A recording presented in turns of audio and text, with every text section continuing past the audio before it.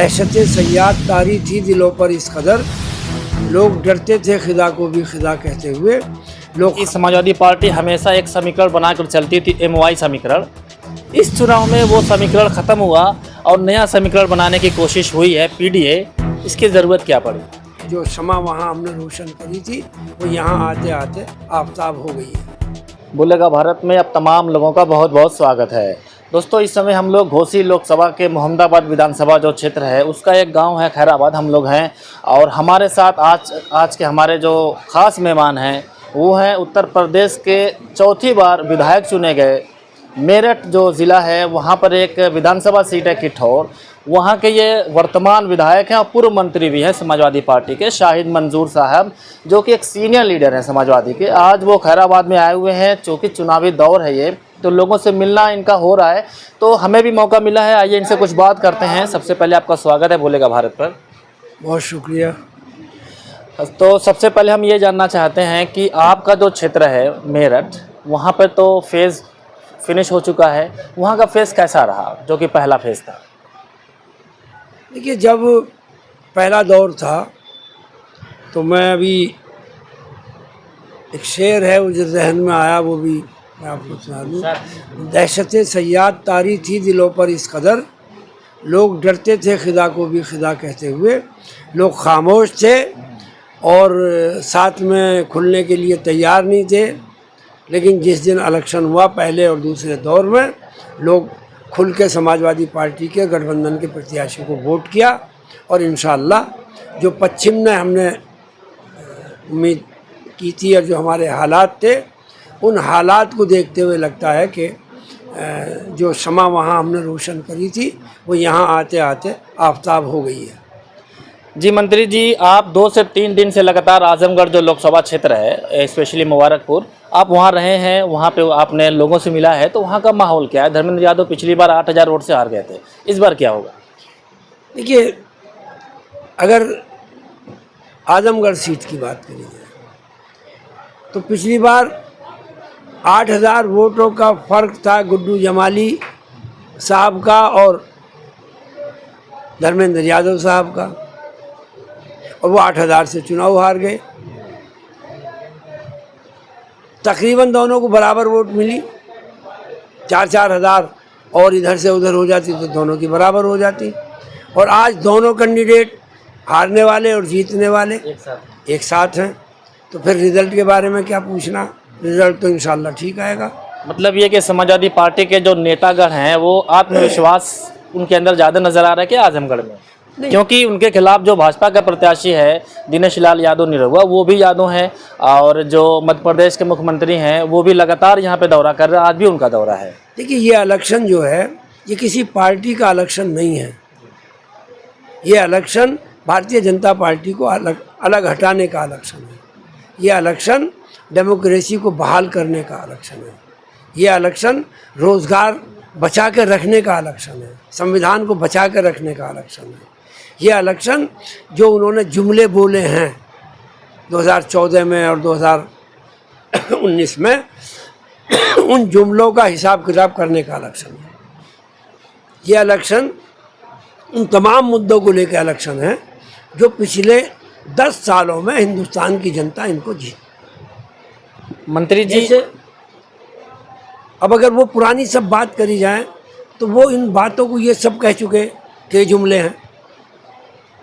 मिसाल के तौर पर इन्होंने कहा कि हम काला धन लाएंगे, मोदी जी ने कहा, और इतना काला धन लाएंगे कि हर एक के खाते में जो हम 15-15 लाख रुपए पहुंचा देंगे।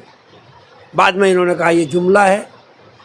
इन्होंने कहा था कि हम रुपए को जो डॉलर की बराबर कर देंगे, बाद में इन्होंने कहा कि जुमला है। इन्होंने कहा कि पेट्रोल और डीजल जो है हम सस्ता कर देंगे, किसानों की आय दुगना कर देंगे, बिजली को मुफ्त कर देंगे। ये सारे मुद्दे थे जो पहले इलेक्शन में इन्होंने कह के, और उससे ज़्यादा थी कि ये मनमोहन सिंह सरकार को नाकारा साबित करने के लिए एक षड्यंत्र के तहत वोट क्लब पर धरने दिए गए, माहौल बनाया गया, फ़ज़ा बनाई गई और कांग्रेस को भ्रष्ट बनाया गया, स्पेक्ट्रम चोरी का इल्ज़ाम लगाए गए, दुनिया भर के उन पर लगाने के बाद और इसको हटा दिया। और अगला साल आया, मालूम था इन्हें जवाब देना है, तो वो फर्जी पुलवामा करा दिया और उसी की आड़ में जो है ये चुनाव लड़ गए। अब से 2 महीने पहले ऐसा लगता था कि राम मंदिर का निर्माण जो है वो भारतीय जनता पार्टी की नैया को पार लगाएगा, लेकिन आप तो उसी एरिया में रह रहे हैं, आपके बहुत नज़दीक है अयोध्या। कोई असर जो है राम मंदिर का यहाँ के वोटर पर नहीं देखने को मिला। इन लोगों ने उसको मुद्दा बनाने की कोशिश करी, मुद्दा नहीं बना। और हमारे यहाँ तो ऐसा किया कि यहाँ के उस रामायण के राम को ही उतार दिया चुनाव में, मेरठ में। अब वो हम उनकी क्या गए, वो खुद ही कह के गए कि हमारी पार्टी के कुछ लोगों ने हमें धोखे में रखा। हाँ, उनका कमेंट आया, तो अब मैं क्या कहूँ उनके बारे में। तो माहौल को ऐसा बनाने की कोशिश कर रहे थे जैसे राम मंदिर जो है वो दुनिया का 8वां अजूबा हो गया। लेकिन आपके सामने है, मुद्दे पूरे देश के एक हैं। सारा देश के मुद्दे जो हैं वही मुद्दे हैं जो महाराष्ट्र में हैं, वही बिहार में है, वही गुजरात में है, वही वेस्ट बंगाल में है, वही आसाम में है, वही कश्मीर से कन्याकुमारी तक सारे मुद्दे एक हैं। और मुद्दा है रोज़गार का, मुद्दा है संविधान का, मुद्दा है बेरोज़गारी का, मुद्दा है इस देश में जो काला धन इकट्ठा इन लोगों ने किया है उसका है। अभी सुप्रीम कोर्ट ने इलेक्ट्रल बॉन्ड उजागर कर दिया। तो जो देश की जनता है और ख़ास तौर से इंटेलेक्चुअल क्लास है, वो सोचने पे मजबूर है कि ये देश को गिरवी रख रहे हैं, बर्बाद कर रहे हैं और इनको हटाना चाहिए। उसी मुद्दों पर चुनाव हो रहा। मंत्री जी, आपके जो वालिदे मोहतरम थे, 5 बार के वो विधायक रहे, आप चौथी बार हैं, तो एक सीनियर लीडर है समाजवादी पार्टी के। तो मेरे दिमाग में एक सवाल है कि समाजवादी पार्टी हमेशा एक समीकरण बनाकर चलती थी, MY समीकरण। इस चुनाव में वो समीकरण ख़त्म हुआ और नया समीकरण बनाने की कोशिश हुई है, PDA। इसकी ज़रूरत क्या पड़ी? देखिए, जो जिसको जिस चीज़ की ज़रूरत है उसी चीज़ से उसका इलाज करना चाहिए। हिंदुस्तान का बैकवर्ड क्लास, जिसको भारतीय जनता पार्टी ने कभी पूछा तक नहीं, उनको नेतृत्व नहीं दिया, उनको प्रभुत्व नहीं दिया गया, उनको लोकल लेवल पर कुछ नहीं दिया गया। लेकिन 2014-2019 देखें तो पिछड़ी बिरादरी ज़्यादातर वोट भाजपा को ही गए। मैं वही बात कह रहा हूँ कि वही पिछड़ा वर्ग का जो है वो भारतीय जनता पार्टी को सत्ता में लाता था। और यही वर्ग जो है अब से नहीं, जब से हमने होश संभाला है तब से वो जनसंघ से लेकर अब तक यही वर्ग जो है वो इस वर्ग की को सत्ता में लाने का प्रयास करता था। भारतीय जनसंघ से लेकर और आज तक यही वर्ग जो है वो, जिसको कुछ नहीं मिलता था, वो सबसे बड़ा हिमायती था। तो अब हमारी पार्टी, हमारे नेता की सूझबूझ, उसकी दानिशमंदी कि उसने एक दिमाग में बात आई कि क्यों ना मैं इस वर्ग को साथ में लेके बात करूं, और PDA बनाया। जब ये PDA बना तब दिमाग में बात नहीं थी। हम पे पार्टी पे आरोप लगाया ये तुष्टीकरण की नीति मुसलमानों को साथ लेके चलती है। अब ये पहला इलेक्शन है, सबको साथ में लिया, सबको साथ लेके चले और उम्मीद करो कि इस फार्मूले से हम भारतीय जनता पार्टी को, जो हिंदुस्तान में जो भाजपा का गढ़ कहा जाता है और जिससे कहा जाता है कि देश की सरकार इसी प्रदेश से बनती है, तो अब आप देख लेना, इसी प्रदेश से देश की सरकार बनेगी। तो इस समय जो PDA है उसमें D फॉर दलित है। दलित का वोट समाजवादी पार्टी को कितना मिलता है वो तो 4 जून को पता लग जाएगा। आप घोसी लोकसभा में इस समय हैं, तो मुझे मैं एक सवाल भी करना चाहूँगा घोसी लोकसभा से रिलेटेड। यहाँ पर NDA गठबंधन लड़ रहा है, सुभाषपा, और राष्ट्रीय अध्यक्ष हैं ओम प्रकाश राजभर। उनके जो लड़के हैं साहबजादे डॉक्टर अरविंद राजभर, वो यहाँ से प्रत्याशी हैं। और पिछले 1 हफ्ता से मैं देख रहा हूँ कि ओम प्रकाश राजभर छोटी छोटी चौपाल, छोटी छोटी जनसभा मुस्लिम मोहल्लों में, मुस्लिम क्षेत्रों में कर रहे हैं। कितना फ़र्क पड़ेगा इससे सपा को? राजभर जी जो पॉलिटिक्स करते हैं और जो वो जिस टाइप के नेता हैं, मुझसे बेहतर आप लोग जानते हैं, क्योंकि वो लोकल रहने वाले हैं। हमारे तो साथी हैं और मैं सौभाग्यशाली हूँ कि जब मैं चुनाव लड़ रहा था तो मेरे लिए बाहर से सिर्फ एक नेता आया वोट मांगने के लिए, और उनका नाम था ओम प्रकाश राजभर।